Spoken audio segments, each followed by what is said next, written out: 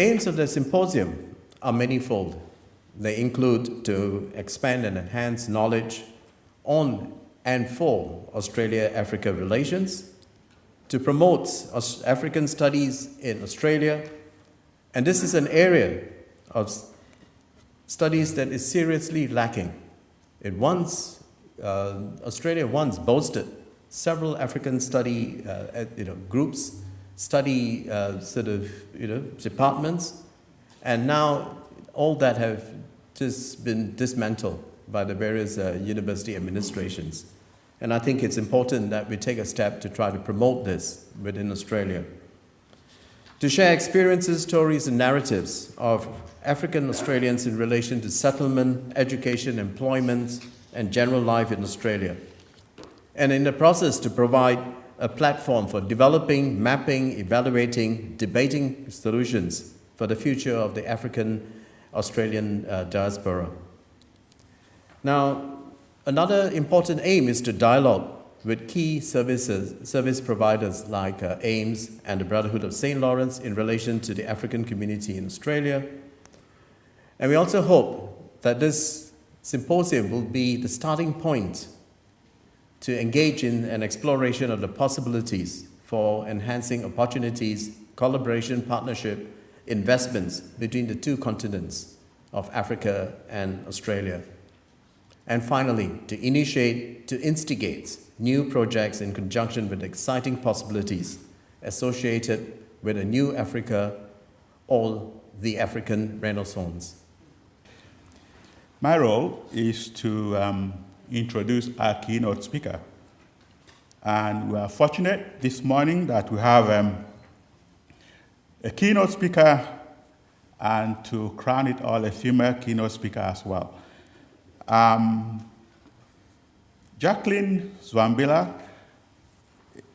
is a former ambassador from the Republic of Zimbabwe. Ambassador Jacqueline Zwambila is a former ambassador to Australia and New Zealand.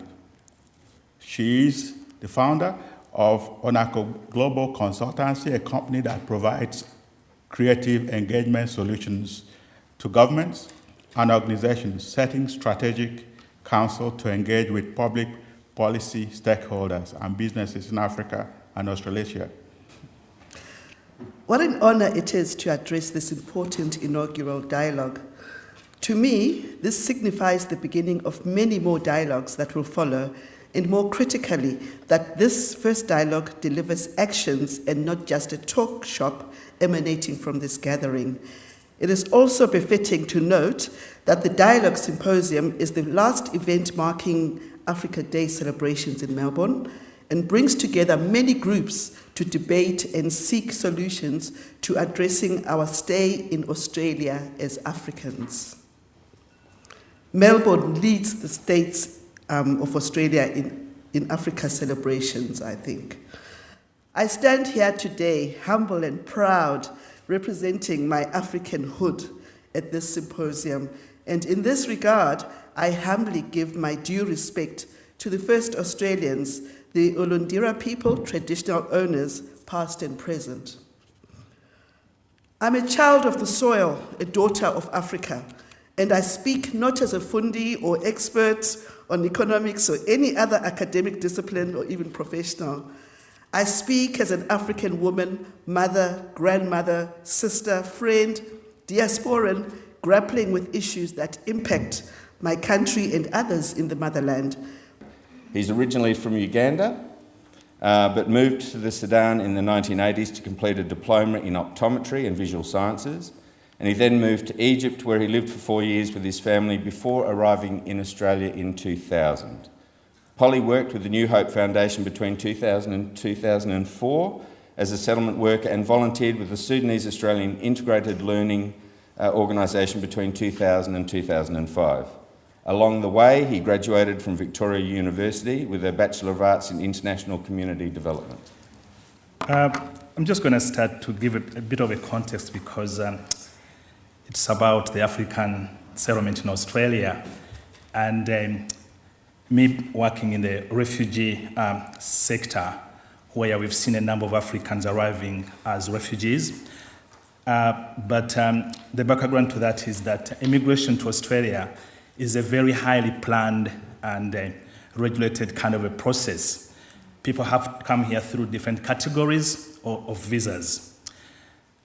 Looking at which people came here first in the 80s, the Africans were coming here from South Africa, Zimbabwe and Kenya, and we know that those were people who were born to parents of European origin, who were settling here as businessmen or professionals, or students who have been sponsored by the Australian government to come and study here. Why are we referred as African Australian? Is that really our choice? The question is, who imposed this identity upon us? Is this really our choice, or is this really someone's choice? Why others migrants, called by their distinctive identities, like Indian Australians, Chinese Australians, Greek Australians? We don't hear about European Australians. We don't hear about Asian Australians. We don't hear about Oceanian Australians. Why African Australians? Ask yourself. I don't have the answer. Is this really a convenient identity? It's easy to say, oh, you are African Australians, put everyone in one box, full stop. Instead of saying, oh, he's a Ghanaian Australian. It's Botswanian Australians or Malawian Australians. If we don't want this name, what would be the alternative? What are we called? So I was given the topic of social inclusion and integration. Again, when I was growing up, like Adam, it was a policy of the white Australian policy of assimilation. So notions of inclusion and integration weren't really at the fore. But over the years, there's been a lot of discussion around integration and social inclusion, and there's so many definitions out there. But the one that I've thrown up today is one that's actually from Capo in 2002, but has been adopted by the State Department of Health here in Victoria. So, which states, socially inclusive society is defined as one where all people feel valued, their differences are respected, and their basic needs are met so that they can live in dignity.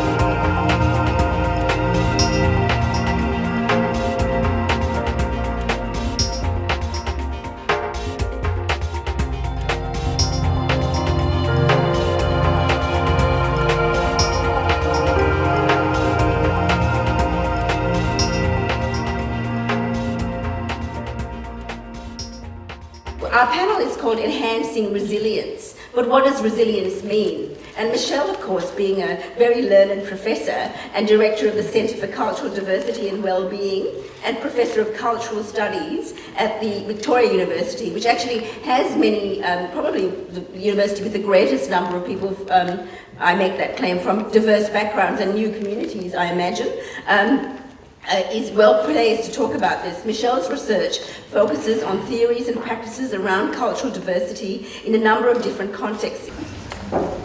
Many African community members have developed a great resilience through their journeys across the world. Some come to Australia, others went to countries like United States, Northern Europe, and some actually still in Africa. There are a number of things that actually make people to leave their countries. The civil wars, refugees, and actually separating from their families is one of the things that we, the refugee background communities, actually suffered a lot. But yet we never gave up. We kept ourselves, we kept our cultures, we just came to experience the both strengths and the resilience in the African community. One of the things that really frustrates me in the sort of public discussion that happens about the idea of settlement is this idea that when new arrivals come to Australia, that they're expected to become more Australian, even though most Australians don't actually know what that means anyway. We're a very hybrid, multicultural country. And I'm quite interested instead in the way that Australia can be enhanced and enriched by the skills, cultural histories, traditions and talents that new migrants bring when they come. So that's a sort of, I guess, the foundation for some of the ideas behind the Social Studio, which is, as I said, really a showcase of the skills and talents that new migrant communities are bringing.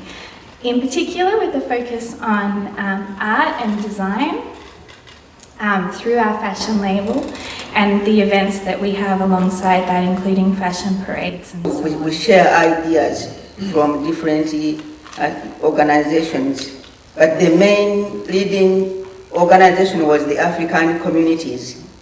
And unless we work in partnership with the communities, as Abraham said, with local communities, because they know the issue, they know how to approach the people.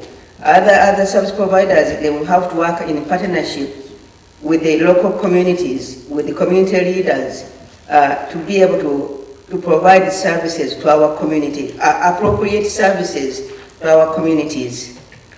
The aim of the forum were to connect the various African communities with the African workers, also African businesses and services in a safe, friendly environment.